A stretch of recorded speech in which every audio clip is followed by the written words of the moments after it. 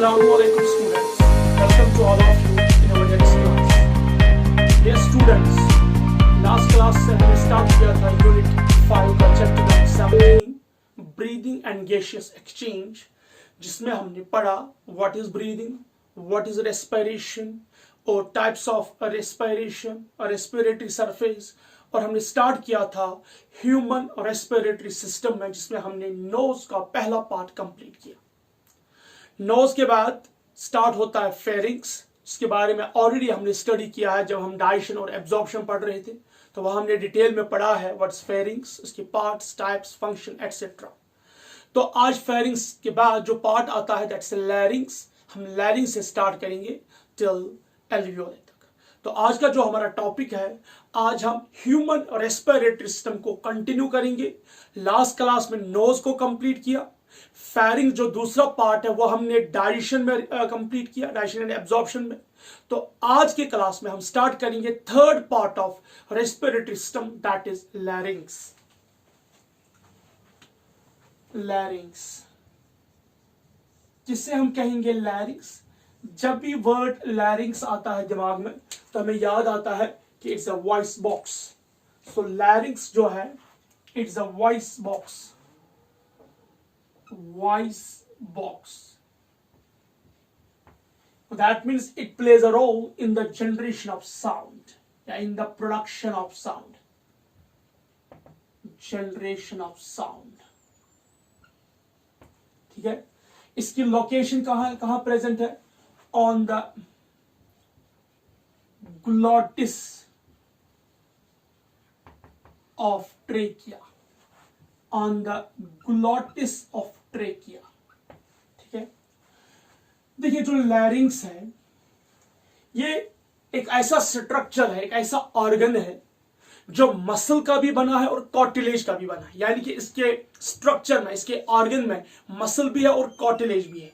और at the same time, जैसे suppose ये ट्रैकिया है, हम बात करेंगे सपोज ये ट्रैकिया है, इस ट्रैकिया पे ये एक्ट करता, इस ट्रैकिया की जो ओपनिंग होती है इस पे पाया जाता है लैरिंग्स। तो जो ये ओपनिंग है, या सपोज ये ट्रैकिया है, इस ट्रैकिया की ये अपर ओपनिंग है, इस ओपनिंग को हमने नाम दिया है ग्लॉटिस। इस ग्लॉटिस पे पाया जाता है लैरिंग्स। जो लैरिंग्स होता है ये मसल का भी बना है और कार्टिलेज का भी बना है, यानी कि मस्क्यूलो कार्टिलेजिनस स्ट्रक्चर है। सेकंड एंड मोस्ट इंपॉर्टेंट, ये एक्ट करता है एज अ वैलम। वैलम इज ए ढक्कन है इस ग्लॉटिस का, यानी कि जो ये ओपनिंग होती है, इस ओपनिंग पे ये ढक्कन है, वैल्व है। कब वैल्व है, कब ढक्कन है? जब हम डिग्लूटिशन करते हैं, यानी कि जब हम स्वेलोइंग करते हैं, जब हम डाइजेशन के दौरान जब हम स्वेलोइंग करते हैं, तो उस वक्त क्या होता है, जो ये लैरिंग्स है ये इस ग्लॉटिस को क्लोज करता है, बंद करता है। तो जब इस लैरिंग्स ने ग्लॉटिस को बंद किया तो इससे क्या होता है, जो फूड पार्टिकल है या कोई भी फूड का कोई भी पार्ट है, उसकी महक या बाकी चीज, वो इस ट्रेकिया के अंदर न जाए। सबसे इंपॉर्टेंट चीज यह है कि जब हम स्वेलोइंग करेंगे, जब हम डिग्लूटिशन करेंगे, उस वक्त क्या होगा कि जो ये ग्लॉटिस है, जो ये ट्रेकिया की ओपनिंग है, इसे क्लोज करता है। और क्लोज कौन करता है? इसको लैरिंग्स करता है। क्यों? क्योंकि वो बचाता है कि कोई फूड का पार्टिकल इस ट्रेकिया के अंदर न चला जाए। So that means larynx act as a valve to prevent the entry of food particle into the trachea during the deglutition. And at the same time, जो ये लैरिंग्स है ये एक ऐसा ऑर्गन, एक ऐसा स्ट्रक्चर है जो प्रोड्यूस करता है साउंड जब हम एक्सहेलेशन करते हैं, यानी कि जब हम सांस छोड़ते हैं। सांस लेने के टाइम नहीं, सांस छोड़ने के टाइम वहां पे इस लैरिंग्स में कुछ ऐसी वाइब्रेशंस होती है, साउंड जनरेट होती है, तो जिसमें जो हमारी आवाज है वहां से आ जाती है। सो इसलिए जो लैरिंग्स है ये 3 पॉइंट्स याद रखिए। ये मस्क्यूलो कार्टिलेजिनस स्ट्रक्चर है, ये एक्ट करता है as a valve to prevent the entry of food particle into the trachea, and at the same time it's a voice producing organ. So larynx acts, larynx is both क्या, a valve present on the glottis of trachea to prevent the entry of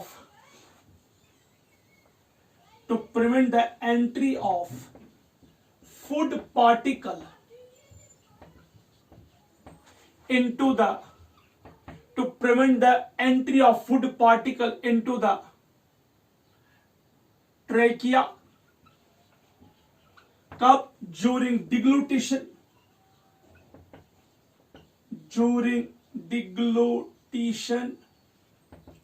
तो जो ये लैरिंग्स है ये act करता है as अ valve, कब? कहां पे? On the glottis of trachea. किस लिए? To prevent the food particle into the trachea during deglutition and is also voice producing organ.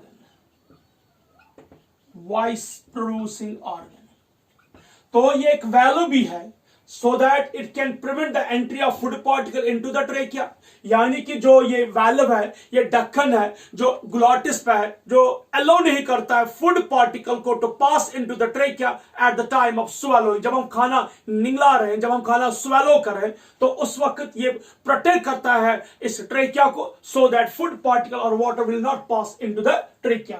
और एट द सेम टाइम जब हम रेस्पिरेशन करते हैं, ये एक्ट करता है as a voice producing sound, यानी कि साउंड प्रोड्यूसिंग ऑर्गन या वॉइस प्रोड्यूसिंग ऑर्गन. यानी कि ये क्या प्रोड्यूस करता है? वॉइस, आवाज. नेक्स्ट, मैंने अभी कहा कि जो लैरिंग्स है it's a musculo cartilaginous structure. यानी कि एक ऐसा ऑर्गन है जो मसल का भी बना है और कार्टिलेज का भी बना है. तो डियर स्टूडेंट्स, इसमें जो क्वेश्चंस पूछे जाते हैं कि कितने कार्टिलेज पाए जाते हैं लैरिंग्स में, तो लैरिंग्स में 9 कार्टिलेज होते हैं. ध्यान से सुनिए, ये क्वेश्चन ध्यान से सुनिए. देयर आर टोटल नंबर जो है ना, नंबर 9 कार्टिलेज इन नंबर. ध्यान से सुनिए, टोटल नंबर ऑफ कार्टिलेज तो 9 है, लेकिन कितने टाइप्स के हैं, वो इंपॉर्टेंट है. तो टाइप्स के टोटल एंड 6 टाइप्स. यानी कि अगर हमसे पूछा जाएगा कि टोटल कार्टिलेज कितने हैं, तो आंसर इज 9. कितने टाइप्स के हैं, तो आंसर इज 6. इन दोनों क्वेश्चंस को ध्यान से सुनिए. This a very important question for your NEET examination. पूछा जाता है नीट में कि how many cartilage are present in the larynx. Number तो 9 है. How many types of cartilage are present in the larynx, तो 6 है. तो यहां पे कोई कंफ्यूजन नहीं होना चाहिए. अब क्वेश्चन यहां पे यह है कि अगर 9 कार्टिलेज है, 6 टाइप्स है, इट मींस 3 कार्टिलेज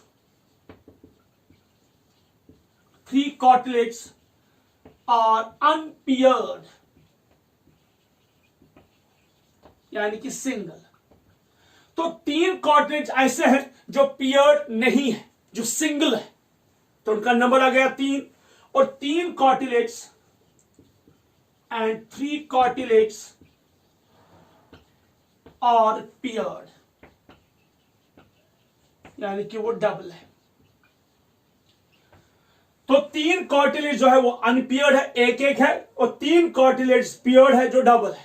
सो वही आ गया 3 into 2 is 6 plus 3 आ गए 9. तो टोटल कितने कार्टिलेज आ गए? 9. तो अब हम ये देखेंगे कि ये 9 कार्टिलेज कौन कौन से है.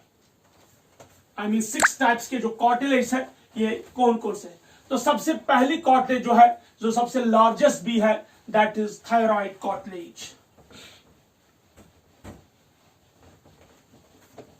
The first cartilage is thyroid cartilage. Thyroid cartilage.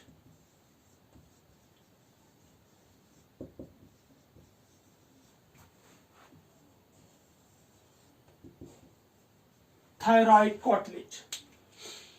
जो थायराइड कार्टिलेज है ये लार्जेस्ट कार्टिलेज है, largest present on ventral side. ये आगे की तरफ से है, वेंट्रल साइड.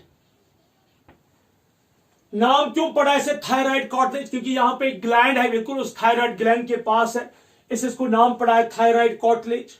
ये हायालिन है, इंपॉर्टेंट जो है इसमें ये पूछा जाता है कि जो थायराइड कार्टिलेज है वो किस टाइप की है, क्योंकि आपको पता ही है कार्टिलेज जो हम पढ़ेंगे इंशाल्लाह आगे चलकर, cartilage are of 3 types, hyaline, elastic and fibro. तो यहां पे जो ये कार्टिलेज है thyroid cartilage, it is thyroid cartilage is hyaline in nature. तो ये जो थायराइड कार्टिलेज है, ध्यान से सुनिए बेटा, इसमें ये जो थायराइड कार्टिलेज है ये इस तरह की है। I will try to explain show you. ये 2 पार्ट्स का बना है, इनको बोलते हैं थायराइड लैमिना। ये इस तरह होते हैं थायराइड लैमिना, इस तरह, इस तरीके से। तो ये जो आगे है ये वाली एंट्री, यहां से ईयर पास ऑन होता है, तो आंख का जो ग्लॉटिस है, जो अपर्चर है, जो ट्रैकिया की ओपनिंग है, ये इस पे ऐसे आगे से बैठी इस तरह वेंट्रल साइड से, लेकिन किस तरह ही, बिल्कुल इस पैटर्न की तरह।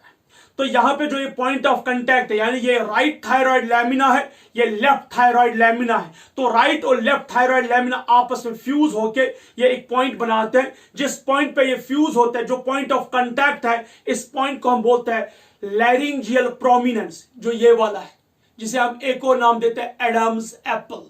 तो दैट मीन जो ये पॉइंट है, ये वाला पॉइंट ऑफ कांटेक्ट, इसे कहते हैं लैरिंजियल प्रोमिनेंस। ये किस तरह बनता है? जब राइट और लेफ्ट थायराइड लैमिना फ्यूज होते हैं। The right and left thyroid lamina fuse together at a point which forms laryngeal prominence, या इसे ventral prominence भी कहते हैं, या इसे हम एडम्स एप्पल भी कहते हैं। बाइबल में लिखा गया है कि जो एडम्स एप्पल है ये क्या है कि जब हजरत आदम अलैहिस्सलाम जन्नत के अंदर थे, तो अल्लाह ने उसे एक पेड़ से कहा था इस पेड़ का मेवा जो है, फ्रूट है, नहीं खाना है। लेकिन वो पेड़ जो था, ये बाइबल में लिखा है, that was an apple tree. तो उनने वही एप्पल खाया जो उसको यहाँ पे अटक आया, इसलिए इसको नाम दिया गया एडम्स एप्पल। ध्यान से, इसे क्यों नाम पड़ा है एडम्स एप्पल? क्योंकि बाइबल अकॉर्डिंग, मैं बाइबल को कोट कर रहा हूं, अकॉर्डिंग टू बाइबल, कि ड्यूरिंग जब जन्नत में जो हजरत आदम अलैहिस्सलाम थे, तो उससे कहा गया था कि आप इस पेड़ का फ्रूट मत खाइए।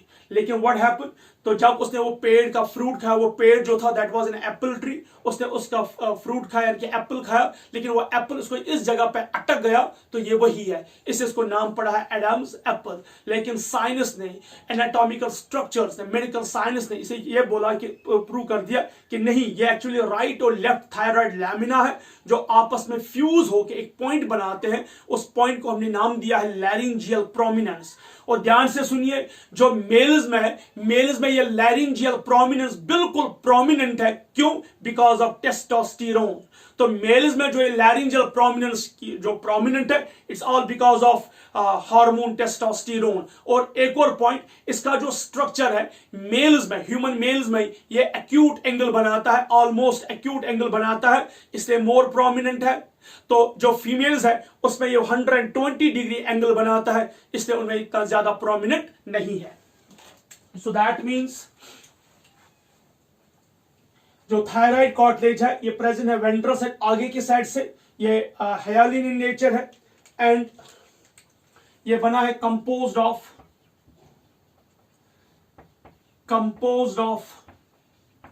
Right and left thyroid lamina. तो जो थायराइड कार्टिलेज है ये बना है right and left thyroid lamina. The point at which right and left thyroid lamina fuse together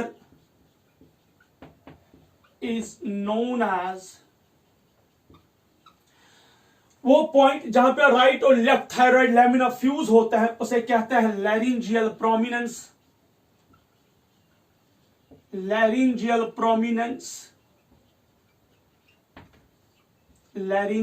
prominence और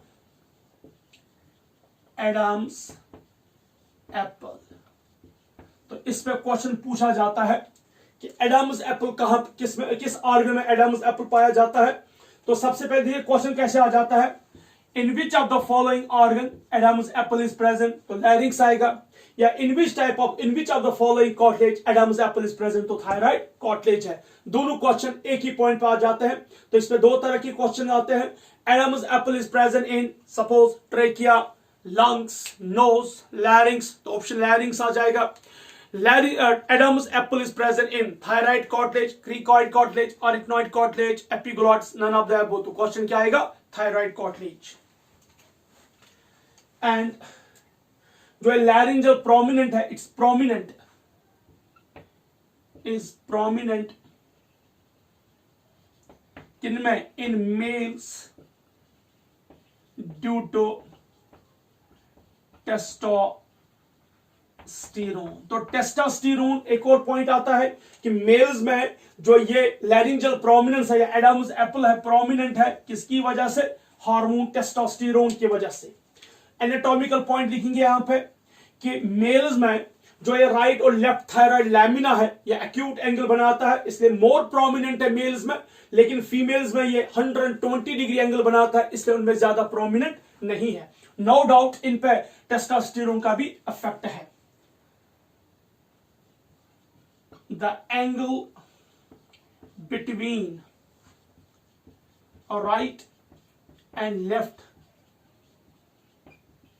थायराइड लैमिना इज एक्यूट या 90 डिग्री, मेल्स की बात हम करेंगे, एंड 120 डिग्री इन फीमेल्स, तो फीमेल्स में 120 डिग्री से ज्यादा प्रोमिनेंट नहीं है, मेल्स में ये 90 डिग्री एंगल या एक्यूट एंगल है, इससे ज्यादा प्रोमिनेंट है। Clear, that was about the thyroid cartilage. Next जो है that is cricoid cartilage. Cricoid cartilage ये दूसरी कार्टिलेज है, ये भी सिंगल है, ये सिंगल है, एक ही है, नो पेयर्ड, ये भी सिंगल है। देखिए जो क्रिकॉइड कार्टिलेज है ये बिल्कुल हम कह सकते हैं स्लीपर शेप्ड है, ये पाई जाती है जो ग्लॉटिस होता है, जो ओपनिंग होती है ग्लॉटिस होती है, तो इसी ग्लॉटिस के बिल्कुल सर्कुलर रीजन में, बिल्कुल सर्कुलर एरिया। सपोज अगर ये ओपनिंग है, ये ग्लॉटिस की ओपनिंग है, तो इस पूरे ग्लॉटिस, जो ये ग्लॉटिस की ओपनिंग है, इस पूरे ओपनिंग पे जो क्रिकॉइड कार्टिलेज है प्रेजेंट है, बिल्कुल सर्कुलर इन नेचर में, बिल्कुल सर्कुलर एरिया में, पूरी तरह से इस पे प्रेजेंट है, तो इसी पे थायराइड कार्टिलेज है। तो जो क्रिकॉइड कार्टिलेज है that is present on the glottis in a circular fashion, और इसी क्रिकॉइड कार्टिलेज पे पाए जाता है थायराइड कार्टिलेज। एंड एक और पॉइंट याद रखिए, जो क्रिकॉइड कार्टिलेज होते हैं इसमें कुछ पॉइंट्स होते हैं जिन्हें हम कहते हैं फेसेट्स, ये एडहेसिव इन नेचर होते हैं। तो जब हम थायराइड कार्टिलेज इस क्रिकॉइड कार्टिलेज पे बैठती है, तो ये उसी पॉइंट पे बैठती है जहां पे क्या होता है, फेसेट्स होते हैं, तो वो फेसेट्स हेल्प करते हैं थायराइड कार्टिलेज को अटैच होने में, किसके साथ, क्रिकॉइड कार्टिलेज के साथ। सो सर्कुलर जो क्रिकॉइड कार्टिलेज है ये सर्कुलर है, किस पे प्रेजेंट है, on glottis. Cricoid cartilage circular, तो पूरे ग्लॉटिस पे प्रेजेंट है, और ये इसमें पाए जाते हैं फेसेट्स, पॉजेस फेसेट्स। फेसेट्स किन्हें हम बोलते हैं, फेसेट्स हम मेडिकल साइंस में उन पॉइंट्स को बोलते हैं जो बिल्कुल एडहेसिव होते हैं, जो हेल्प करते हैं दूसरे पार्ट को अपने साथ अटैच होने में, तो ये इनमें पाए जाते हैं फेसेट्स। थर्ड कार्टिलेज जो है दैट इज एरिथनॉइड, और एक और हमें पॉइंट भूल ही गया, ये भी हाइलाइन इन नेचर है, हाइलाइन ये भी है। नेक्स्ट कार्टिलेज जो है that is arytenoid cartilage. Arytenoid cartilage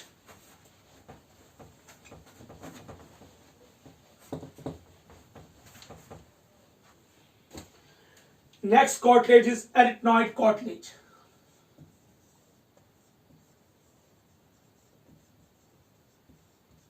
arytenoid cartilage, जो एरिथनॉइड कार्टिलेज है ये पिरामिड शेप्ड है, पिरामिड शेप्ड, हम कह सकते हैं pyriform shape, hyaline in nature है,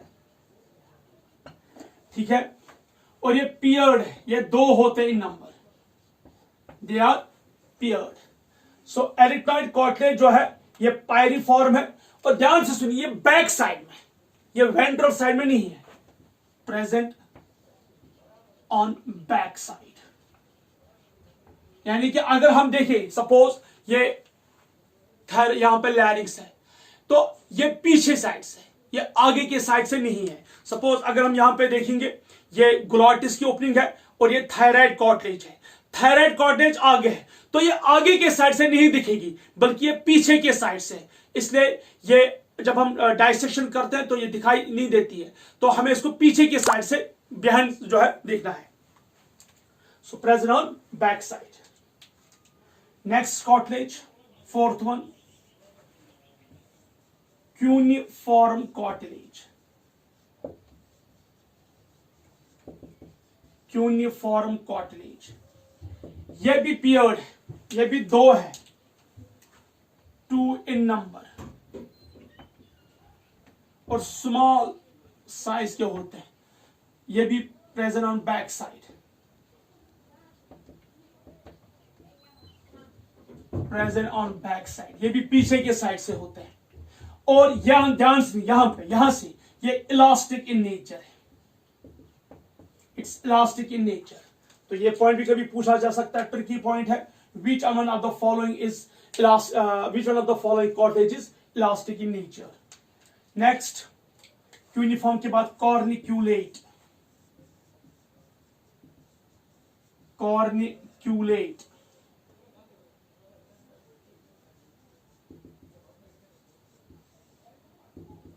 ठीक है, ये भी दो है, पियर्ड है इन नंबर, ये भी बिहाइंड है, बैक साइड, ठीक है, और ये भी इलास्टिक है, इलास्टिक इन नेचर। उसके बाद sixth, that is epiglottis.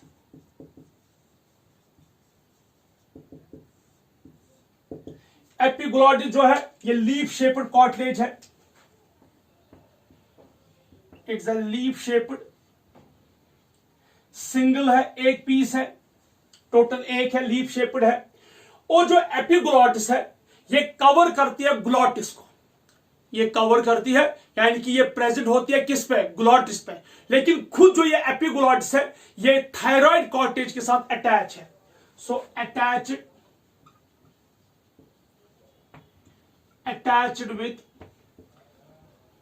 thyroid cartilage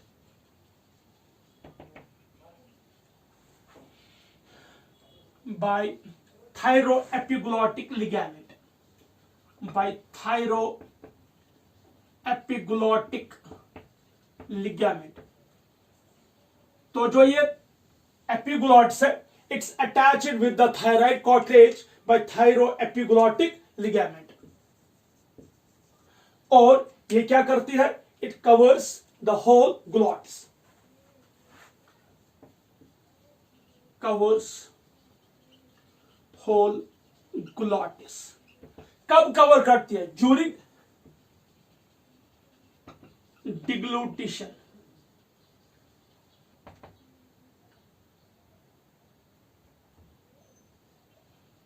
during डिग्लूटिशन, यानी कि जब हम स्वेलोइंग करते हैं तो ये ग्लॉटिस को कैप करती है, कवर करती है, so that food particle will not pass inside the trachea. So ये कार्टिलेज के बारे में। तो थायराइड कार्टिलेज एक है, क्रिकॉइड कार्टिलेज एक, एपिग्लॉटिस एक, ये तीन अनपियर्ड है, और कॉर्निक्यूलेट, क्यूनिफॉर्म और एरिक्नॉइड दो दो है, तो टोटल आ गए 9। तो टोटल कार्टिलेज जो नंबर जो है वो 9 है, और टोटल टाइप्स कितने हैं, 6 है। नाउ ध्यान से सुनिए, ये जो ओपनिंग होती है, ग्लॉटिस की ओपनिंग होती है, उसमें पाए जाते हैं वोकल फोल्ड्स, उसमें पाए जाते हैं वोकल फोल्ड। जो ये ओपनिंग होती है, ग्लॉटिस की ओपनिंग है, उसमें कुछ कॉर्ड लाइक स्ट्रक्चर्स होते हैं जिन्हें हम कहते हैं वोकल फोल्ड्स। जब ये वोकल फोल्ड्स वाइब्रेट करते हैं तो ये जनरेट करते हैं साउंड। तो हम देखेंगे ये कौन कौन से वोकल फोल्ड्स हैं।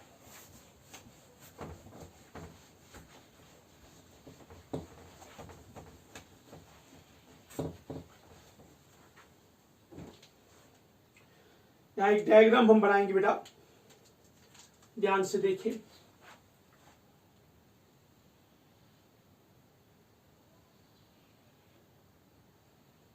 ये थायराइड कॉर्टेज है,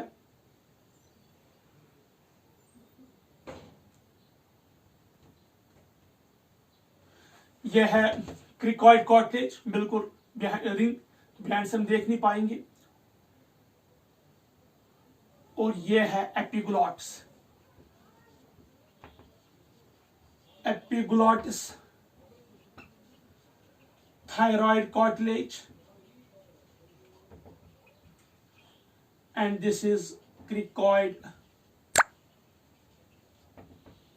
cartilage। ठीक है, ये वेंट्रल साइड है, इसका वेंट्रल व्यू है, वेंट्रल व्यू। इसका डॉर्सल व्यू हम देखेंगे, यानी कि बिहाइंड साइड से।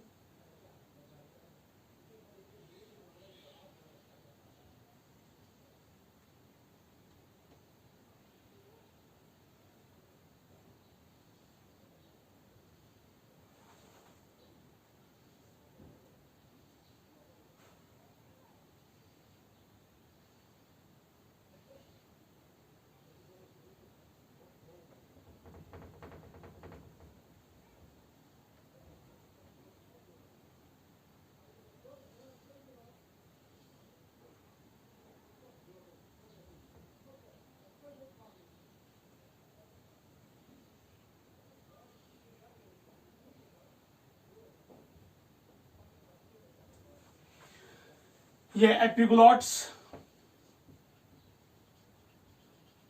एपिग्लॉट्स, ये एरिथनॉइड,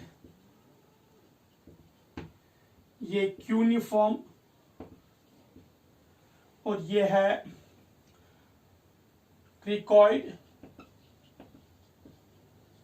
ध्यान से देखिए, यहां पे पाए जाते हैं वोकल फोल्ड्स, इस तरह पाए जाते हैं। यह वोकल फोल्ड्स, एक रेड कलर का मैं दिखा रहा हूं,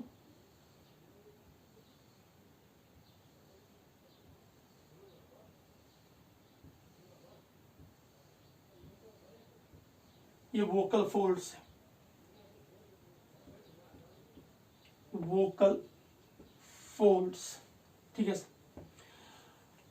ये ग्लॉटिस है, यहां हम एक डायग्राम दिखाएंगे। ये है ट्रैकिया, ध्यान से देखो बेटा, और ये ट्रैकिया की ओपनिंग है। ठीक है, इसे हम कहते हैं ग्लॉटिस।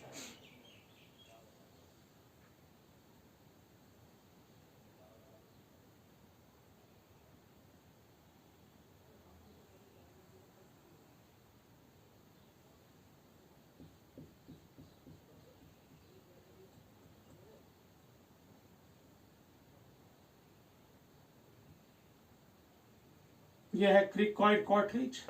ठीक है, ये जो ओपनिंग होती है ट्रैकिया की, जो ये ओपनिंग होती है, इस ओपनिंग में, इस ओपनिंग पर दो फोल्ड्स पाए जाते हैं, जिन्हें हम कहते हैं वोकल फोल्ड्स। यही वोकल फोल्ड जब वाइब्रेट हो जाता है तो जनरेट हो जाती है साउंड। यह है थायराइड कार्टिलेज, और ये इसका एपिग्लॉट्स, ये इसका वेंट्रल व्यू है, इसका आगे का साइड व्यू है। ये जो था मेरे, ये डॉर्सल व्यू है,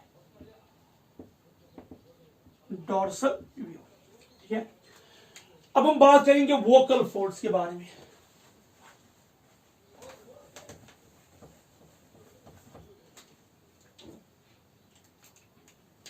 वोकल फोल्ड्स,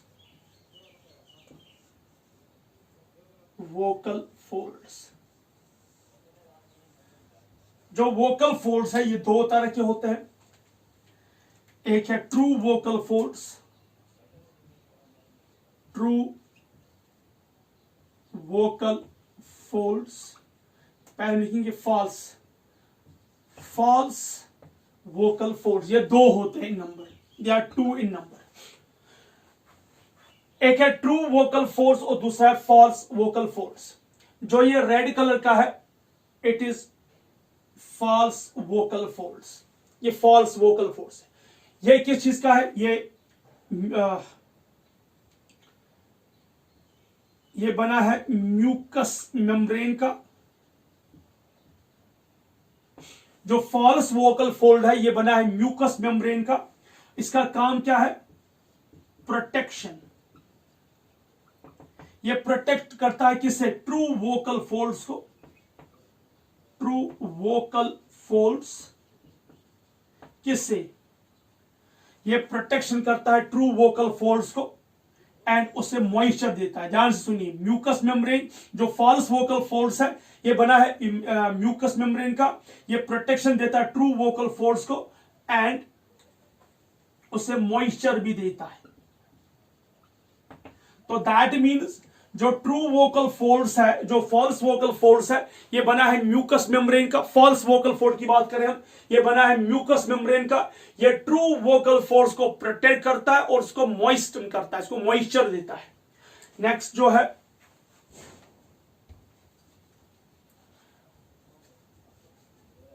जो है that is true vocal folds.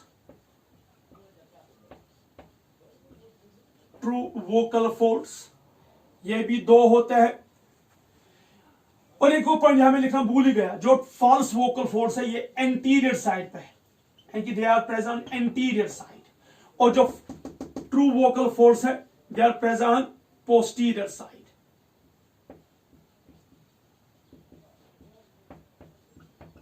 Posterior side पे, ये बिहाइंड साइड है, और ये वाइब्रेट हो जाते हैं। यही एक्चुअली साउंड को जनरेट करते हैं। कब? ड्यूरिंग एक्सहेलेशन, जब हम सांस छोड़ते हैं उस वक्त ये ट्रू वोकल फोर्स ऑसिलेट हो जाते हैं, वाइब्रेट हो जाते हैं, जिससे साउंड जनरेट हो जाती है। undergoes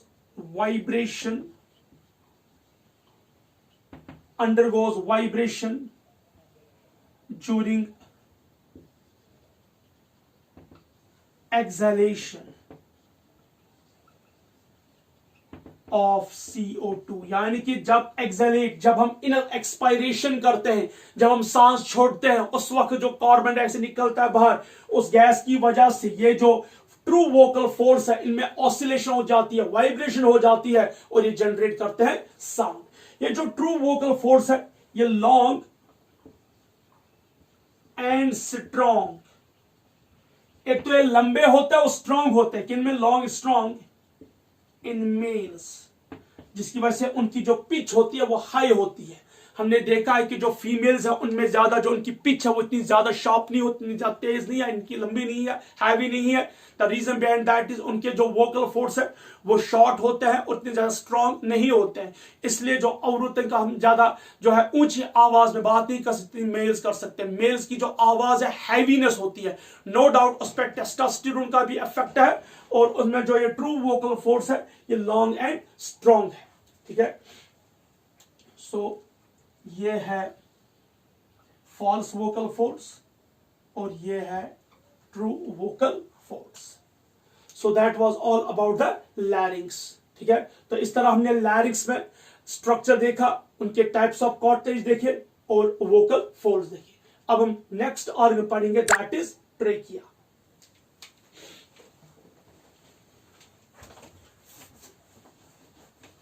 ट्रेकिया जिसे हम एक और नाम देते हैं wind pipe, is a long tube like structure जो स्टार्ट होता है फ्रॉम द हाइपोफैरिंक्स, या हम कह सकते हैं from larynx up to the bronchi. हम यहां पे एक स्ट्रक्चर बनाएंगे, यह है ट्रेकिया और ये इसकी ओपनिंग है, इसका हमने नाम दिया था glottis.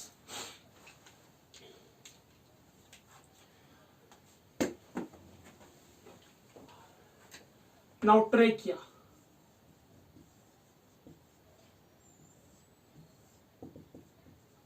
Trachea. Long tube-like structure. Long tube-like structure. ठीक है, कहां से ये जो ट्रेकिया होता है ये कार्टिलेजिनस इन नेचर है,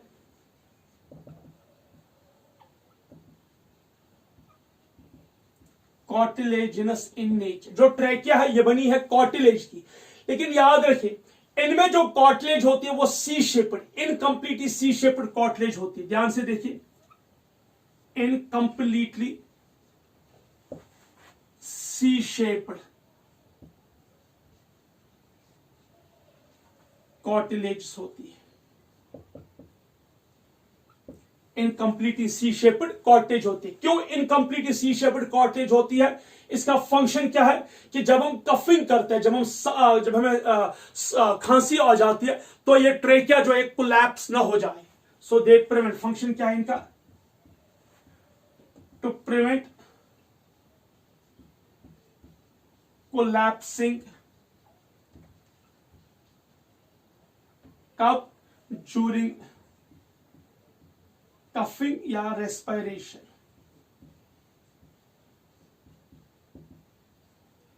कफिंग और ड्यूरिंग रेस्पिरेशन। ये जो इनकम्प्लीटली सी शेप है, ध्यान से देखिए, ये सी शेप्ड कार्टिलेज है, हाइलिन कार्टिलेज ही है। टाइप जो है कार्टिलेज जो है ये हाइलिन इन नेचर है, ठीक है। ये इनकम्प्लीट है। जो रिमेनिंग पोर्शन इसको कंप्लीट करता है, यहां से ध्यान से देखिए, जो रिमेनिंग पोर्शन ये कंप्लीट हो जाती है वो एक मसल की वजह से होती है जिसका नाम है ट्रैकियालिस मसल। तो रिमेनिंग पोर्शन का जो कार्टिलेज है वो मस्कुलर इन नेचर है जिसका नाम है ट्रैकियालिस muscle. ट्रैकियालिस muscle.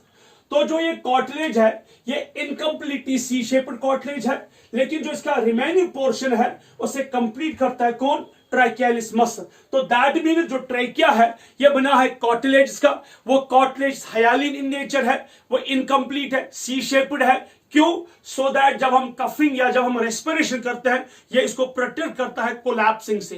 And one more point, जो रिमेनिंग पोर्शन है इस इनकम्प्लीट कार्टिलेज का उसको कंप्लीट करता है ट्रैकियालिस मसल। जो ट्रैकिया है इसकी जो लेंथ है 10 to 11 centimetre, 10 to 11 centimetre long, और इसमें ऑलमोस्ट 20 to 22 कार्टिलेजेस होते हैं। 22 to 22 कार्टिलेजेस होते हैं। एक मोस्ट इंपॉर्टेंट पॉइंट है, जो ट्रेकिया होता है इसमें जो एपिथेलियम होता है वो बना है pseudo stratified ciliated columnar glandular epithelial cell. ये बनी है स्यूडो स्ट्रैटिफाइड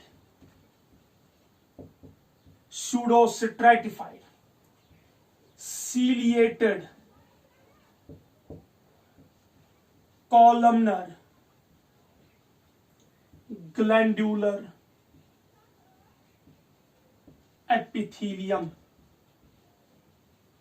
ठीक है। Pseudo stratified ciliated columnar glandular epithelial cell. ये मोस्ट इंपॉर्टेंट पॉइंट है कि जो इस पे क्वेश्चंस पूछे जाते हैं कि ट्रैकिया में कौन सा एपिथेलियम है, यानी कि ट्रैकिया में कौन सी सेल पाई जाती है। ट्रैकिया में pseudo stratified ciliated columnar glandular epithelial cells है। एक तो सीलिएट है, दूसरा ग्लैंडुलर है। कभी जब हम एयर लेते हैं, सांस लेते हैं, अगर हमारी सांस के साथ कोई भी dust particle, foreign particle, pathogen या कुछ भी पास ऑन हो जाएगा तो ये जो सीलिया होता है ये मोटाइल सीलिया होता है। ये इस फॉरेन पार्टिकल को, डस्ट पार्टिकल को, पैथोजन को ट्रैप करते हैं, और साथ ही में वहां पे जो ग्लैंडुलर एपिथेलियम है ये सेक्रीट करते हैं म्यूकस। तो उस म्यूकस में जो ये पैथोजन ट्रैप हो जाता है और उसके बाद हमें कफिंग होती है, स्नीजिंग होती है और ये बाहर आ जाता है। Is that clear? That was all about the trachea. एक और पॉइंट याद रखिए, जो ट्रेकिया होता है it is present in front of the oesophagus, यानी कि जो ईसोफैग्स है वो पीछे की ओर होता है। ऐसे देखिए, ईसोफैग्स इज बिहाइंड और उसके आगे जो है दैट्स द ट्रेकिया। ये part it's present in front of the oesophagus, ठीक है। It's present in the front of the oesophagus. Next, trachea के बाद हम देखेंगे ब्रोंकाइट्री। ब्रोंकाइट्री यानी कि हम देखेंगे ब्रोंकाई और इनके डिविजन्स।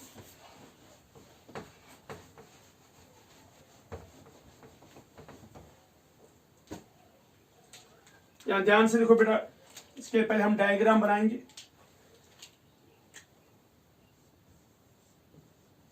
ब्रोंकाई ट्री, जो ट्रेकिया होता है ये जो थोरेसिक फिफ्थ वर्टेब्रा होता है, यानी कि हमारी जो वर्टेब्रल कॉलम है उसमें डिविजन्स होते हैं, जैसे जो नेक के वर्टेब्रा इनको बोलते हैं सर्विकल वर्टेब्रा, और जो थोरेसिक रीजन के है इन्हें हम बोलते हैं थोरेसिक वर्टेब्रा। टोटल जो है 12 वर्टेब्रा होते हैं, यानी कि जो थोरेसिक वर्टेब्रा है दे आर 12 इन नंबर, लेकिन जो T6 है यानी कि T5 तक जो ये ट्रेकिया है वहां पे ये बाइफरकेट हो जाता है। यहां पे मैं डायग्राम दिखाता हूं।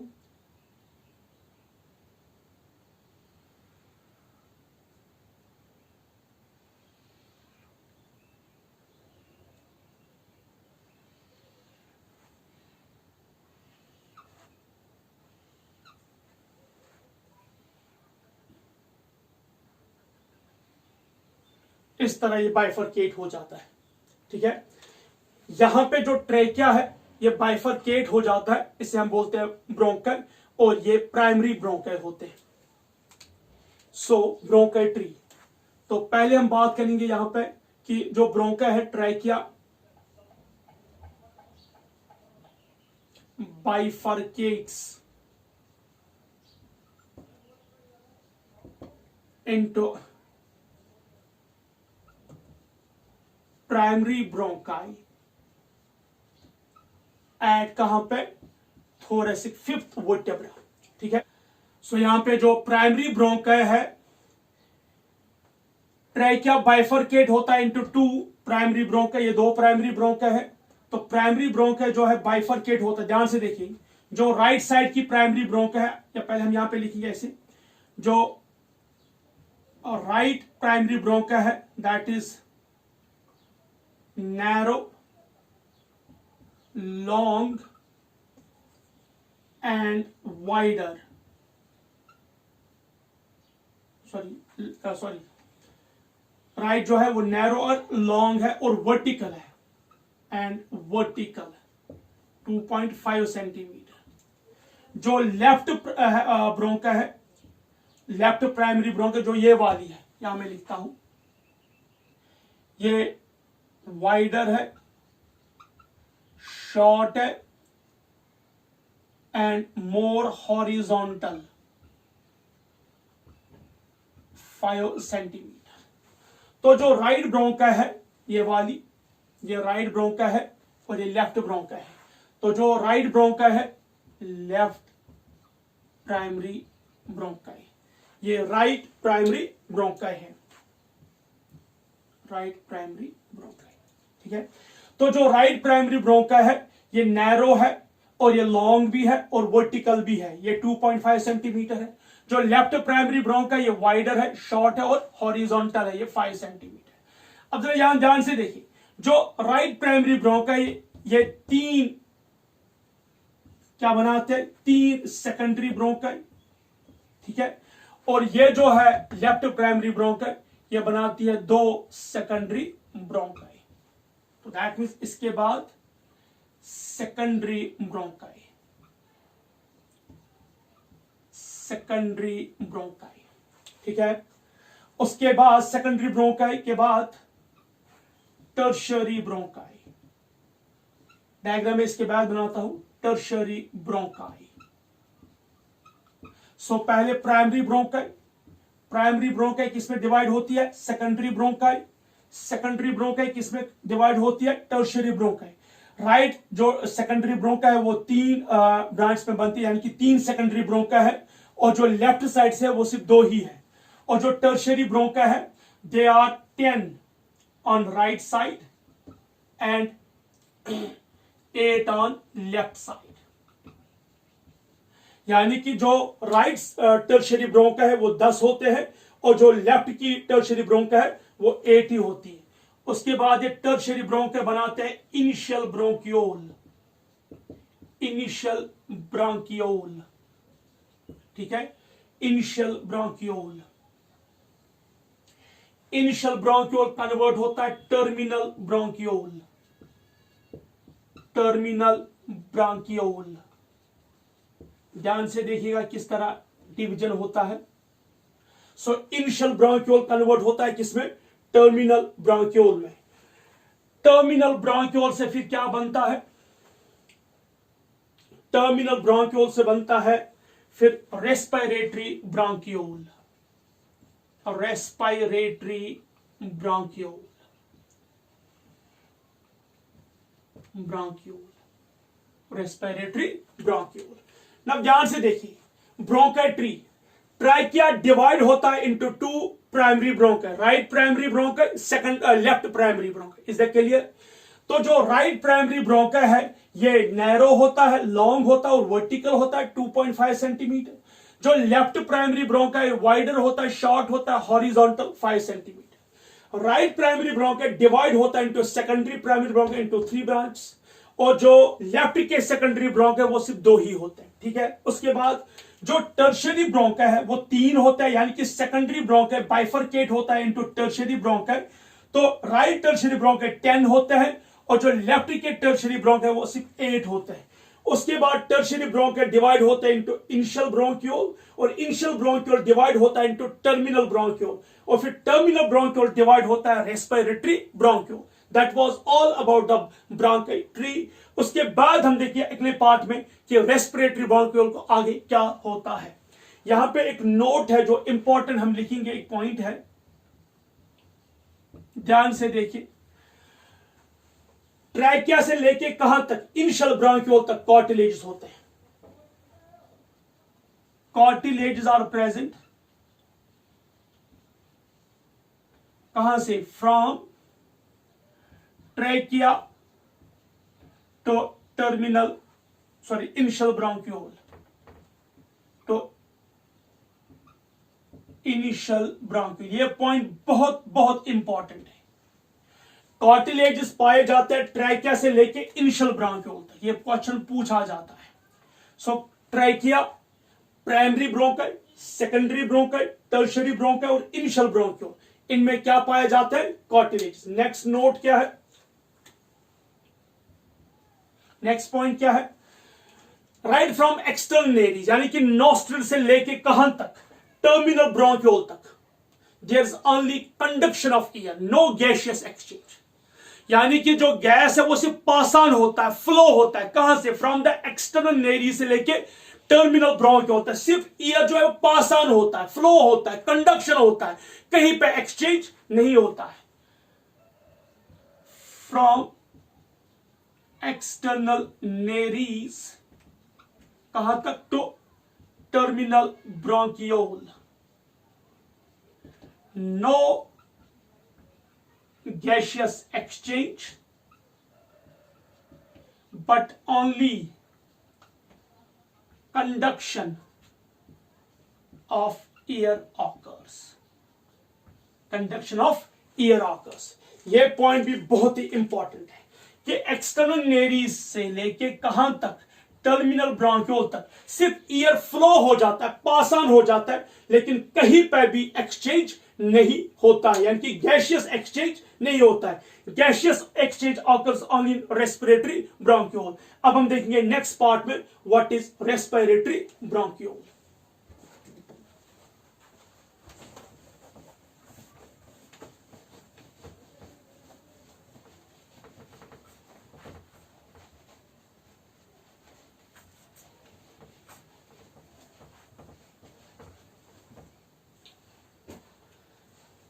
रेस्पिरेटरी ब्रोंकियोल, रेस्पिरेटरी ब्रोंकियोल, ठीक है। पहले मैं लिखता हूं कि रेस्पिरेटरी ब्रोंकियोल में क्या क्या आता है। टर्मिनल ब्रोंकियोल से आगे, नाउ टर्मिनल ब्रोंकियोल से आगे रेस्पिरेटरी ब्रोंकियोल, रेस्पिरेटरी ब्रोंकियोल से आगे एल्वियोलर डक्ट, एल्वियोलर डक्ट से आगे एट्रियम, एट्रियम से आगे एल्वियोलर सैक, और एल्वियोलर सैक से आगे एल्वियोलस, एल्वियोलस। ये सारा बनता है रेस्पिरेटरी ब्रोंक्यूल, और इन सब में गैशियस एक्सचेंज होता है। ये पॉइंट बहुत इंपॉर्टेंट है, gaseous exchange occurs here, occurs here, ठीक है। This is very important point. So respiratory bronchiole में क्या होता है स्टार्ट, यानी कि जो टर्मिनल ब्रोंक्यूल है उसके बाद स्टार्ट होता है रेस्पिरेटरी ब्रोंक्यूल, रेस्पिरेटरी ब्रोंक्यूल के बाद एल्वियोलर डक्ट, एल्वियोलर डक्ट के बाद एट्रियम, एट्रियम के बाद एल्वियोलर सैक, और एल्वियोलर सैक के बाद एल्वियोलस। यहां पे कहीं भी कार्टिलेज नहीं पाए जाते हैं, और यहां से जो है गैशियस एक्सचेंज हो रहा है। ये जो पूरा है from respiratory bronchiole to alveolus, जो मेम्ब्रेन होती है वो थिन होती है, और वो सिंपल एपिथेलियम की बनी है, सिंपल स्क्वैमस की बनी है, सिंपल क्यूबाइडल की बनी है, जो आगे चलकर मैं आपको टैबुलॉइड फॉर्म में दिखाऊंगा। तो यहां पे एक्चुअल गैशियस एक्सचेंज ऑकर्स। अब मैं इसको डायग्रामेटिकली दिखाता हूं।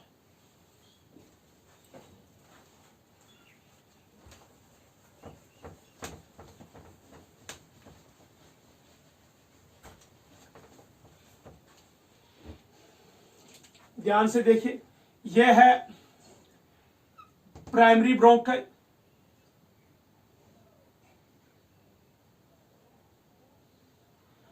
उसके बाद सेकेंडरी ब्रोंकाई, सेकेंडरी के बाद टर्शरी ब्रोंकाई, आगे ये primary bronchi, secondary bronchi, tertiary bronchi, tertiary bronchi के बाद इनिशियल ब्रोंक्यूल, इनिशियल ब्रोंक्यूल के बाद टर्मिनल ब्रोंक्यूल, टर्मिनल ब्रोंक्यूल के बाद रेस्पिरेटरी। देखिए, primary, secondary, tertiary, initial, terminal. Now respiratory bronchiole, respiratory bronchiole के बाद एल्वियोलर डक्ट, एल्वियोलर डक्ट के बाद atrium, primary, secondary, tertiary, initial, terminal, respiratory bronchiole, उसके बाद है एल्वियोलर डक्ट, उसके बाद है एट्रियम, एट्रियम के बाद यहां से ध्यान से देखिए, एट्रियम के बाद यहां से देखिए alveolar sac,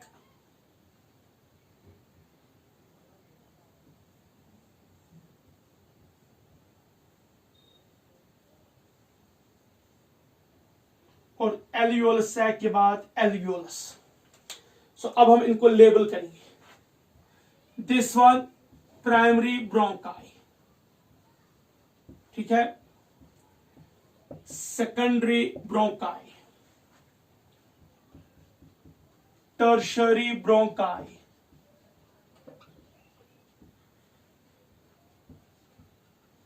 initial bronchiole,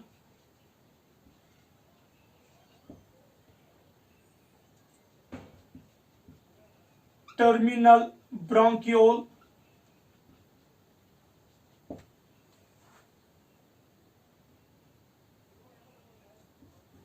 respiratory bronchiole,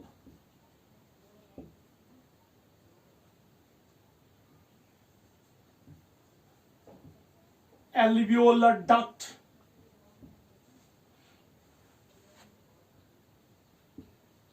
atrium, ठीक है, एट्रियम। ये वाला पॉइंट है, इसे बोलते हैं एल्वियोलस, और इस पूरे सैक को हम बोलते हैं एल्वियोलर सैक, ठीक है। अंडरस्टैंड कीजिए, यहां मैं अलग से दिखाना चाहता हूं। ये खाली ये वाला पॉइंट है, इसे हम कहते हैं एल्वियोलर सैक, सॉरी एल्वियोलस, इसे हम बोलते हैं एल्वियोलस। ये देखिए, ये दूसरा एल्वियोलस, ये एक और एल्वियोलस, एक और एल्वियोलस, एल्वियोलस, एल्वियोलस। तो बहुत सारे एल्वियोलस फ्यूज होके बनाते हैं एक alveolar sac. So that means जो एट्रियम है ये कन्वर्ट होता है पहले एल्वियोलस में, और बहुत सारे एल्वियोलस फ्यूज होके बनाते हैं एल्वियोलर सैक। अब ध्यान से देखिए, टर्मिनल ब्रोंक्यूल तक सिर्फ कंडक्शन जोन है, सिर्फ एयर पास ऑन होता है, नो एक्सचेंज। लेकिन टर्मिनल ब्रोंक्यूल के बाद जो रेस्पिरेटरी ब्रोंक्यूल स्टार्ट होता है, रेस्पिरेटरी ब्रोंक्यूल, उसके बाद एल्वियोलर डक्ट, उसके बाद एट्रियम, एल्वियोलस और एल्वियोलर सैक, इसमें इजीली गैसियस एक्सचेंज होता है। Is that clear? तो ये था रेस्पिरेटरी ब्रोंक्यूल। अब हम देखेंगे एल्वियोलस का स्ट्रक्चर।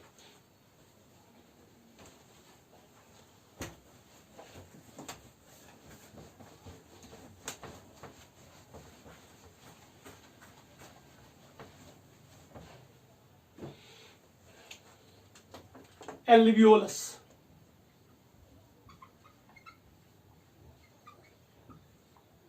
जो एल्वियोलस होते हैं इसमें दो तरह के सेल्स होते हैं। ये बिल्कुल सैक लाइक स्ट्रक्चर है। 350 मिलियन एक लंग में पाए जाते हैं। इन वन लंग 350 मिलियन पाए जाते हैं। ये जो एल्वियोलस है दो सेल्स का बना है, pneumocyte first and pneumocyte second. जो न्यूमोसाइट फर्स्ट है, ध्यान से देखिए, it plays a role in gaseous exchange. इसका काम है गैसियस एक्सचेंज करना कैपिलरीज के साथ। सपोज ध्यान से देखिए, ये यहां पे ये एल्वियोलस है और ये इसके सेल्स है, इन्हें बोलते हैं न्यूमोसाइट फर्स्ट, और यहां से ये कैपिलरीज है। ठीक है, तो यहां से जो ऑक्सीजन है वो ऐसे पास ऑन होता है इसमें, और यहां पे जो कार्बन डाइऑक्साइड वो फ्यूज हो गया इस तरह। तो इस तरह जो न्यूमोसाइट फर्स्ट है, they play role in the gaseous exchange. जो न्यूमोसाइट सेकंड है, ये सेक्रीट करते हैं a phospholipid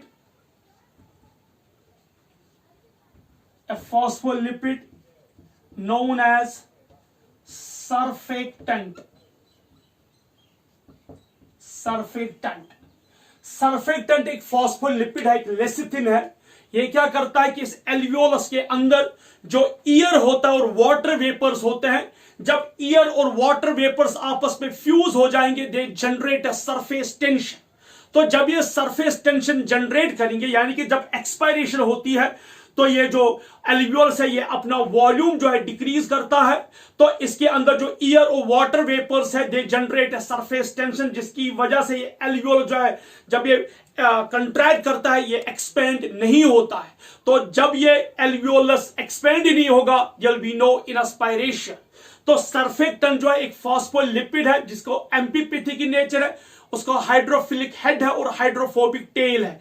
जो हाइड्रोफिलिक हेड है इस सरफेक्टेंट का, वो वाटर वेपर्स के साथ फ्यूज होता है, और जो हाइड्रोफोबिक टेल है वो फ्यूज होता है ईयर के साथ। दैट मीन जो सरफेक्टेंट है ईयर और वाटर के बीच में एक बैरियर बनता है, उनको आपस में नजदीक आने नहीं देता है, जिससे सरफेस टेंशन डिक्रीज किया जाता है, अवॉइड किया जाता है। सो surfactant acts as a barrier between water vapors and air। ठीक है, hence decreases surface tension। तो एक क्वेश्चन पूछा जाता है कि what is the role of surfactant? Surfactant decrease the surface tension. ये एक्ट करता है as a barrier between the air and water vapours. One more point is there, ये तो एक सेल है pneumocyte first which plays a role in gaseous exchange. ये pneumocyte second है which सेक्रीट्स the surfactant. ये जो एल्वियोलस है वहां पे एक सेल पाई जाती है जिसका नाम है मैक्रोफेज।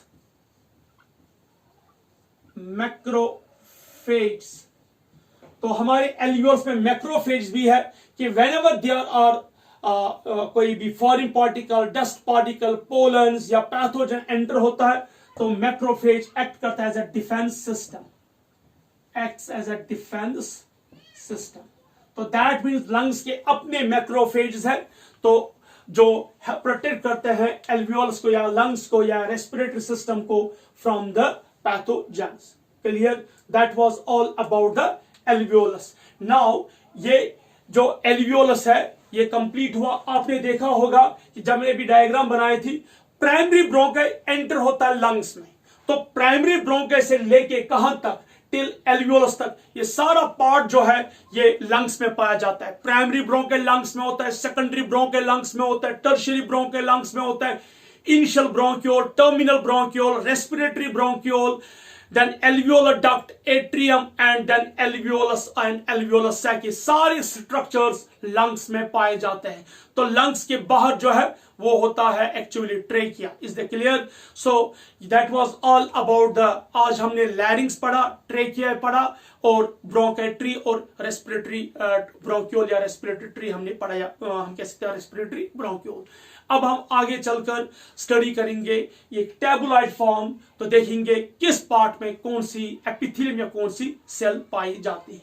नाउ स्टूडेंट्स, अब हम एक टैबुलॉइड स्ट्रक्चर बनाएंगे, इसमें हम देखेंगे किस पार्ट में कौन सी एपिथेलियम पाई जाती है।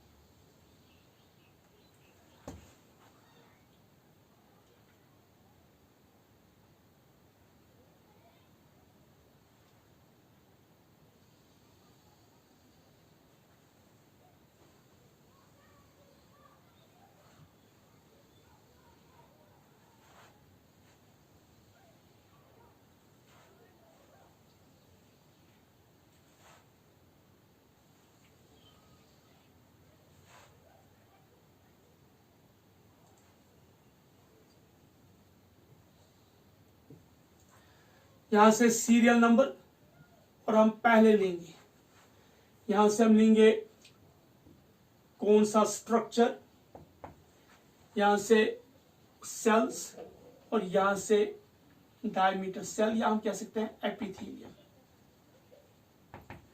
तो सबसे पहले हम लेंगे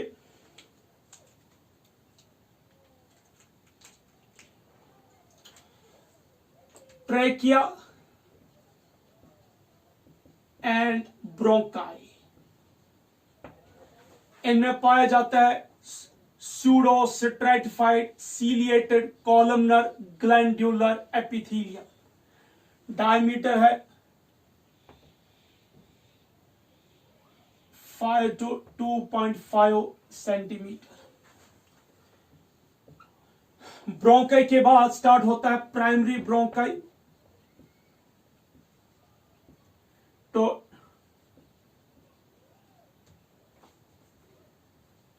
terminal bronchiole.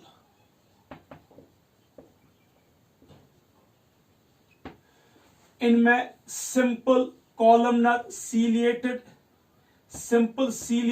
Columnar glandular epithelial cells, simple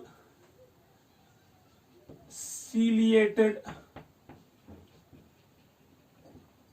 columnar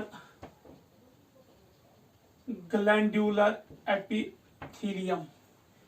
इनका जो डायमीटर है 2.5 सेंटीमीटर टू 2 सेंटीमीटर। उसके बाद रेस्पिरेटरी ब्रोंक्यूल, रेस्पिरेटरी ब्रोंक्यूल इसमें पाए जाते हैं सिंपल क्यूबॉइडल एपिथेलियम। ये नॉन सीलिएटेड होता है बेटा, नो सीलिया, नॉन सीलिएटेड। ये होता है 1.5 to 1 मिलीमीटर। उसके बाद है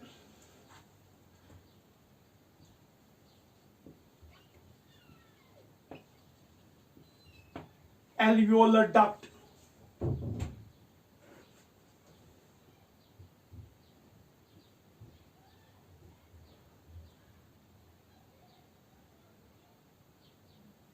Alveolar duct, इसमें पाया जाता है सिंपल स्क्वैमस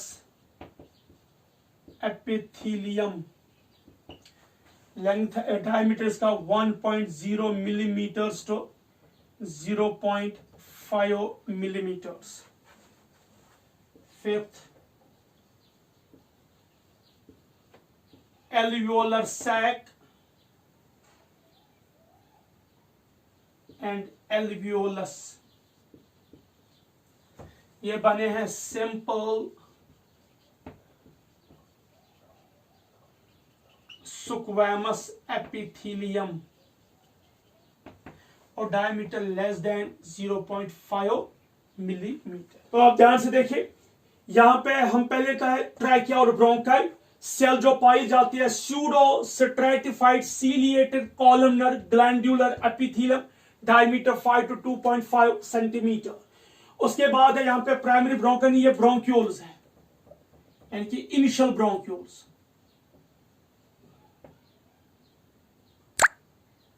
इनिशियल ब्रोंक्यूल्स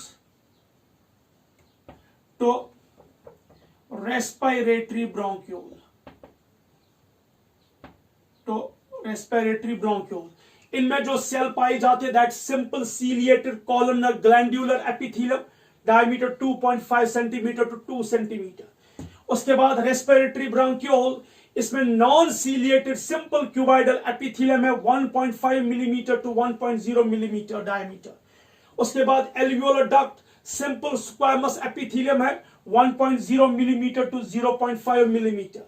उसके बाद एल्वियोलर सैक है और एल्वियोलस है, इसमें सिंपल स्क्वैमस एपिथेलियम है and diameter less than 0.5 millimetre. ये टेबलॉइड जो है बहुत इंपॉर्टेंट है क्योंकि इसमें अक्सर क्वेश्चंस पूछे जाते हैं. इस पे बहुत सारे क्वेश्चंस आते हैं. लर्न दिस बाय हार्ट, क्योंकि पूछा जाता है ट्रैकिया और ब्रोंका में कौन सी एपिथेलियम है, या ब्रोंक्यूल्स में कौन सी एपिथेलियम पाई जाती है, या रेस्पिरेटरी ब्रोंक्यूल में कौन सी एपिथेलियम है, या एल्वियोलर डक्ट और एल्वियोलस में कौन सी एपिथेलियम पाई जाती है. Dear students, learn this by heart. This table is a very important, क्योंकि हिस्टोलॉजी के रिलेटेड ये क्वेश्चंस पूछे जाते हैं कि किस पार्ट में कौन सा एपिथेलियम पाया जाता है.